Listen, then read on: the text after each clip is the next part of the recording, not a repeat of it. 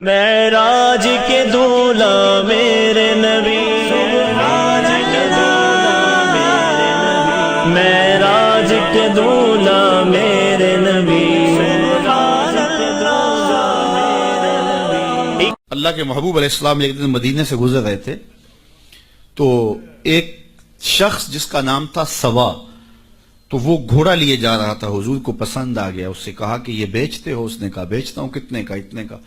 کہا کہ رکو میں اس کی قیمت لے کے آیا اور تمہیں دیتا ہوں۔ کسی نے اس کو رکے ہوئے دیکھا تو پوچھا یہاں کیوں کھڑے ہو؟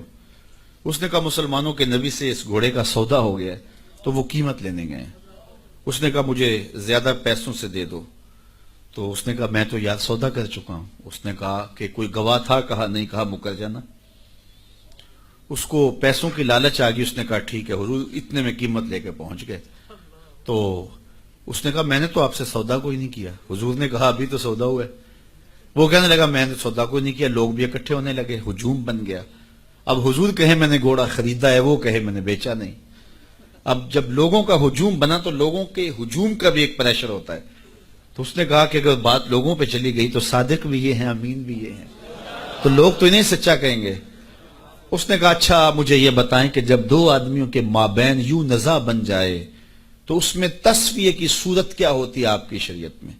تو حضور نے فرمایا میری شریعت تو کہتی ہے کہ جو مدعی ہے وہ گواہ لائے، والیمین علی من انکر، جو انکار کرتا ہے وہ قسم دے دے۔ اس نے کہا پھر ٹھیک ہے، آپ کا دعویٰ ہے کہ آپ نے گھوڑا خریدا ہے تو پھر آپ گواہ دیں، اور اگر آپ کے پاس گواہ نہیں ہے تو پھر میں قسم دے دیتا ہوں۔ جھوٹ اس نے پہلے بول لیا تھا، قسم دینا اس کے لیے مشکل نہیں تھا، اور اس کو یہ بھی پتا تھا گواہ کوئی نہیں۔ تو اس نے کہا جناب آپ گواہ پیش کر دیں تو میں گھوڑا دے دیتا ہوں جس قیمت پہ آپ بتا رہے ہیں، اور اگر آپ کے پاس گواہ نہیں ہے تو پھر میں قسم دے دیتا ہوں۔ اب بھری بزم تھی، لوگوں کا ہجوم تھا، اور اس نے ایک ایسی بات کی۔ قبل اس سے کہ کچھ دیر گزرتی، حضرت حذیفہ بن یمان الانصاری رضی اللہ تعالیٰ عنہ آگے بڑھے اور کہا کہ گواہی مانگتا ہے؟ اس نے کہا جی میں گواہی مانگتا ہوں۔ تو کہا میں گواہی دیتا ہوں، جتنے میں حضور نے بتایا اتنے میں سودا ہوا ہے اور حضور نے گھوڑا خریدا ہے۔ اس نے کہا جی ٹھیک ہے میرا مطالبہ پورا ہو گیا، گواہی چاہیے تھی، درکار تھی گواہی، وہ گواہی مل گئی۔ تو اس نے گھوڑا دے دیا اور قیمت اس نے لے لی۔ قیمت اس نے اپنی مرضی کی گھوڑے کے مطابق ہی لی تھی، وہ تو زیادہ پیسوں کے لالچ میں مکرا تھا۔ تو خیر اس کو راستہ نکلنے کا مل گیا، لوگ ہٹنے لگے تو حضور نے حضرت حذیفہ رضی اللہ تعالیٰ عنہ کو اشارے سے قریب کیا اور کہا کہ تم نے گواہی دی، تم تو موقع پہ موجود ہی نہیں تھے، تو تم نے گواہی کیسے دی؟ تو حضرت حذیفہ رضی اللہ تعالیٰ عنہ نے کہا حضور گھوڑا کیا ہے، آپ کے کہنے پہ تو ہم نے رب کی گواہی دے دی، ہم نے رب کو دیکھا تھا، آپ نے کہا نہ ہے تو ہم نے مان لیا، تو یہ گھوڑا کیا ہوتا ہے؟ تو حضور نے حضرت حذیفہ کا ہاتھ پکڑ کے فضا میں بلند کیا اور لوگوں کو کہا جانے والوں رک جاؤ۔ لوگ ٹھہر گئے۔ کہا کسی عدالت کچہری میں گواہ کی ضرورت ہو تو میری شریعت دو گواہ مانگتی ہے، لیکن جہاں میرا خزیمہ ہوگا، ہاں حذیفہ نہیں، خزیمہ بن ثابت انصاری رضی اللہ عنہ، جہاں میرا خزیمہ ہوگا وہاں ایک کی گواہی دو کے قائم مقام ہوگا۔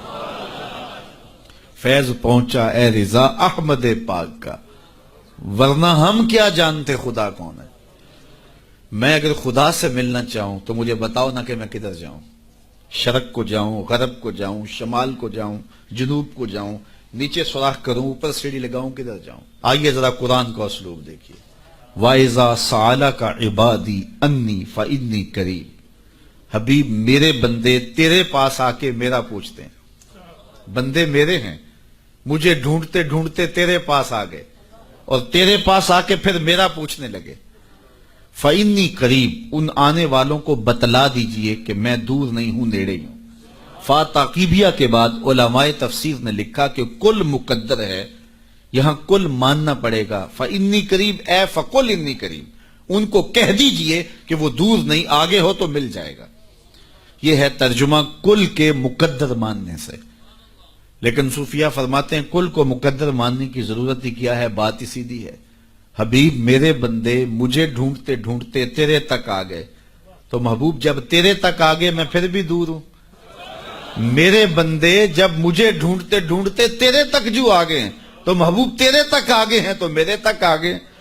یہ تیرے پاس آ کے پھر میرا پوچھ رہے ہیں. جو تیرے پاس آ گئے وہ میرے پاس آ گئے، کیونکہ تیرے تک پہنچنا ہی تو میرے تک پہنچنا ہے. تو کہا اگر خدا تک پہنچنا ہے تو مصطفیٰ تک جانا ہوگا. بس یہی راستہ خدا تک پہنچتا ہے. ہم سارا ملبہ حکومتوں پہ ڈال دیتے ہیں. حکمران اچھے نہیں ہیں، انہوں نے ہمارا یہ حال کر دیا ہے. اگرچہ حکمرانوں کا بہت سارا دخل ہوتا ہے قوموں کو بگاڑنے میں اور قوموں کو سنوارنے میں، لیکن اچھے حکمران بھی تو اچھے اعمال کا نتیجہ ہوتے ہیں، اور برے حکمران بھی تو اعمال بد کا نتیجہ ہوتے ہیں.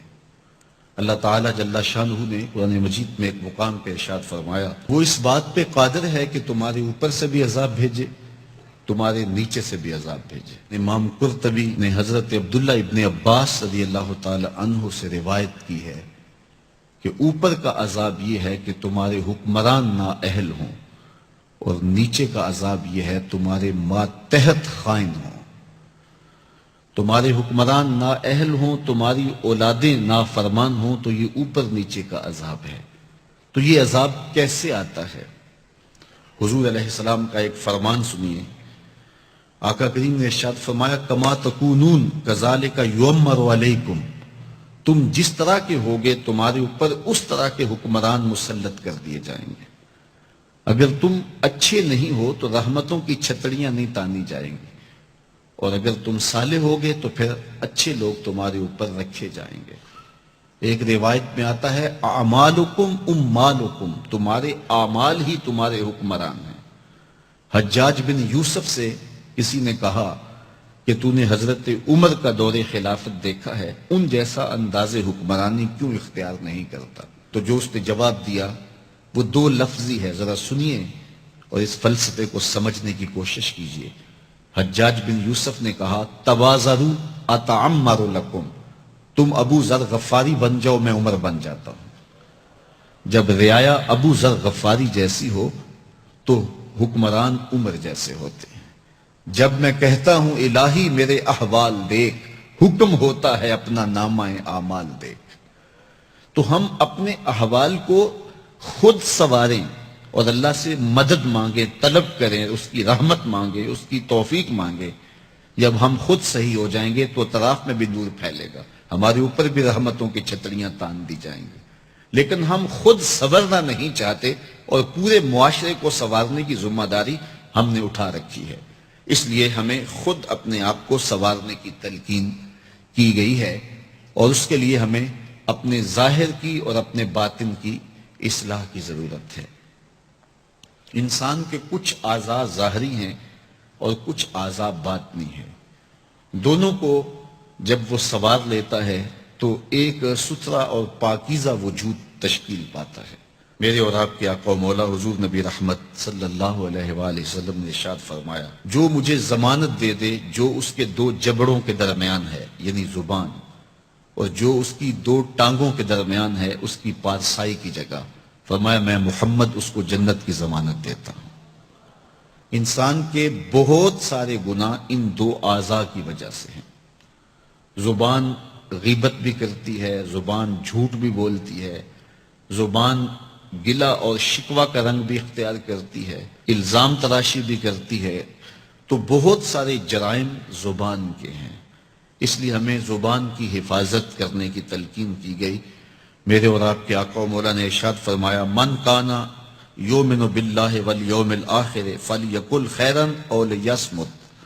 فرمایا جو اللہ اور پچھلے دن پر ایمان لاتا ہے اس کو چاہیے یا تو کلمہ خیر کہے یا پھر وہ خاموش رہے.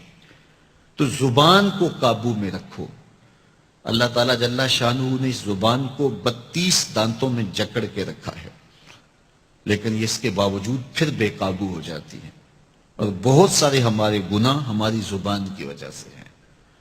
تو ان دو اعضاء کی خاص طور پہ حفاظت کرنے کی تلقین کی گئی، اور ساتھ ضمانت دی گئی کہ اگر تم ان دو اعضاء کی حفاظت کی مجھے ضمانت دیتے ہو تو میں تمہیں جنت کی ضمانت دیتا ہوں. بلکہ ہمیں اپنے رویوں کو بھی محتاط کرنے کی تلقین کی گئی ہے. تو اپنی زبان سے، اپنے عمل سے، اپنے کردار سے، اپنے اشارے سے، اپنے کنائے سے، اپنے رویے سے دوسرے مومن بھائی کی بہتری کے لیے سوچا جائے کہ ہر ہر گوشے میں قرآن سنا کر دم لینا،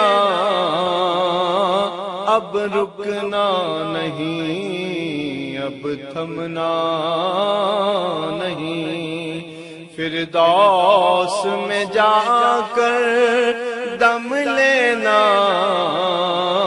آفاق کے ہر ہر گوشے میں قرآن سنا کر دم لینا، اب رکنا نہیں، اب تھمنا نہیں۔